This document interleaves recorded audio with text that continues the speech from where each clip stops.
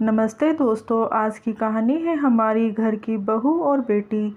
माँ का इतना कहना था, मीना को ऐसा लगा जैसे अब उसकी माँ उसकी नहीं रही, वह अपनी बहू की ही हो गई। माँ को बेटी से ज़्यादा फिक्र अपनी बहू की थी, लेकिन मीना ने तुरंत कोई प्रतिक्रिया व्यक्त नहीं की, बल्कि एक ही शहर में ससुराल और मायका होने की वजह से रात के खाने से पहले ही वह बहाने बनाकर ससुराल लौट आई। तब से फिर कभी मीना ने मायके की तरफ मुड़कर नहीं देखा। समय, दिन और महीने जैसे जैसे बीतते जा रहे थे, मीना का दुख और गुस्सा दोनों ही बराबर मात्रा में बढ़ता जा रहा था। 6 महीने पहले जब वह अपने मायके गई थी, वहाँ उसने देखा, वह महसूस किया, उसके उपरांत दोबारा फिर कभी मीना का मन अपने मायके जाने का नहीं हुआ। इस बात को पूरे 6 महीने बीत चुके हैं, लेकिन आज भी मीना अपनी माँ से खफा है। माँ, बाबूजी, भाई और यहाँ तक कि उसके भाई की पत्नी कनक भी कई बार मीना से घर न आने का कारण जानना चाहा, लेकिन उसने कभी किसी से अपने दिल की बात नहीं कही, बस अंदर ही अंदर परेशान होती रहती। मीना ने तो कभी सपने में भी नहीं सोचा था कि बहू के आते ही माँ के व्यवहार में इतना बदलाव आ जाएगा। उसे अपने ही घर में अपनी माँ पराई लगने लगेगी, माना कि उसका भाई सारांश माँ बाबूजी का अकेला बेटा है और माँ और बाबूजी को सारांश और उसकी पत्नी के साथ ही रहना है, लेकिन वह भी तो उनकी एक ही बेटी है। भाई सारांश की शादी से पहले तक मीना का ऐसा कभी नहीं लगा कि माँ या बाबूजी उससे कम स्नेह रखते हैं।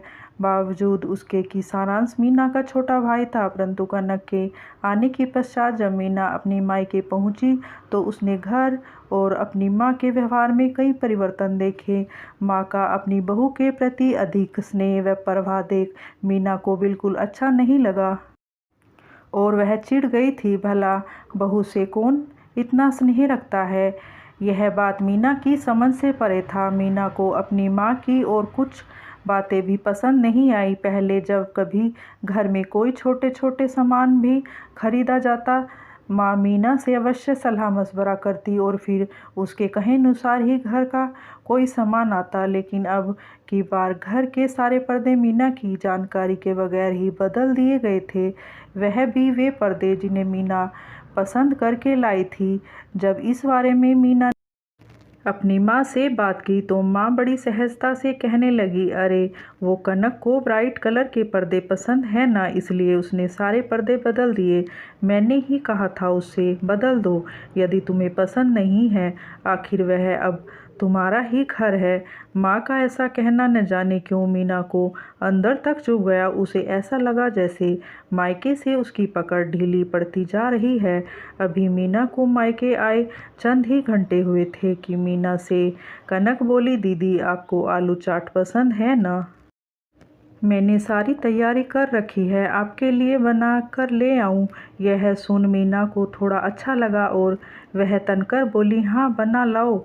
और साथ ही साथ मीना ने रात के खाने का मेन्यू लिस्ट भी कनक को बता दिया।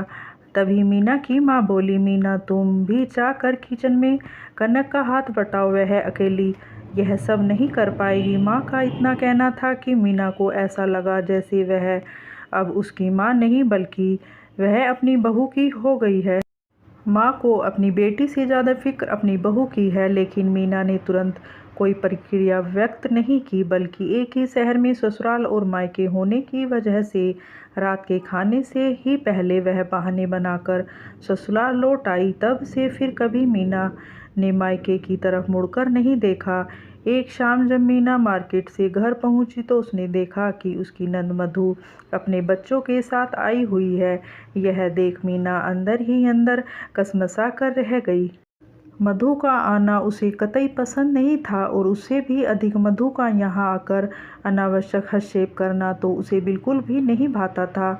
मधु का ऐसा व्यवहार मीना को अपने अस्तित्वहीनता का बोध कराता। अक्सर मधु बेतलुफ़ा होकर अपने बच्चों की सारी जिम्मेदारी मीना पर डालकर आराम से बतियाना और अपनी सहेलियों से मिलने और घूमने चले जाना, यह सब मीना को परेशान करता था, क्योंकि मधु के ऐसा करने से मीना पर घर के सारे कामों का बोझ आता। ऐसी ही कई छोटे छोटे कारणों से चलते मधु और मीना के मध्य तनाव बना रहता। मधु को देख मीना कुछ कहे बगैर ही सीधे किचन की ओर चली गई, क्योंकि वह जानती थी कि थोड़ी ही देर में मधु और उसके बच्चे अपनी फरमाइशों की झड़ी लगा देंगे। जैसे ही मीना किचन में गई, उसका पारा चढ़ गया और वह तमतमाती हुई किचन से बाहर आ गई। अपनी सासू माँ से बोली, अम्मा जी, किचन का पूरा सेटअप किसने चेंज किया है? सासू माँ कुछ कहती उससे पूर्व ही उनके करीब बैठी मधु बोल पड़ी, भाभी, लुक वाइज किचन का सेटअप बिल्कुल भी अच्छा नहीं लग रहा था और फ्रिज की वजह से कंजस्टेड लग रहा था। माइक्रोवेव भी सही जगह पर नहीं था, इसलिए मैंने ही सबकी जगह बदल दी। मधु का इतना कहना था कि मीना और मधु के बीच कहासुनी हो गई। मीना गुस्से से अपने कमरे में आ गई और आंसू बहाने लगी। माँ से वैसे ही मीना नाराज चल रही थी, सो उसने अपने बाबूजी को फ़ोन पर सारा वृतांत कह सुनाया। धैर्यपूर्वक मीना को सुनने के पश्चात बाबूजी बोले, किसी भी माँ या सास के लिए अपनी बेटी और बहू दोनों के मध्य सामंजस्य स्थापित करना इतना आसान नहीं होता। मायके में जितना अधिकार बेटी का होता है, उतना ही हक बहू का भी होता है। तुम्हारी माँ तो हमेशा यही चाहती थी कि कनक और तुम मिलजुल कर रहो, तुम्हारा आना कभी कनक को न खटके और मायके में तुम्हारा सम्मान बना रहे। उसने तो ऐसा करने का प्रयास भी किया, लेकिन नतीजा यह हुआ कि तुम नाराज़ होकर चली गई। क्या ये मैं नहीं जानता? बाबूजी से यह सब सुन मीना को अपनी सोच पर पछतावा हुआ। उसके मन में अपने माँ के प्रति गुस्सा और गलतफहमी थी, वह अब दूर हो चुकी थी। मीना ये समझ गई कि माँ उससे कितना प्यार करती है। मायके में उसका मान बना रहे, इसलिए माँ ऐसा बर्ताव कर रही थी। मीना को इस बात का भी एहसास हो गया कि ननंद और भाभी का रिश्ता प्रतिद्वंद्वियों का नहीं, बल्कि एक बहुत ही खूबसूरत प्यारा होता है, जिसमें ईर्ष्या द्वेष के लिए कोई स्थान नहीं होना चाहिए, क्योंकि बेटी और बहू दोनों का ही घर में समान महत्व होता है। मीना के दिल और दिमाग में लगे जाले अब साफ हो गए थे। वह खुशी खुशी मायके जाने को तैयार थी।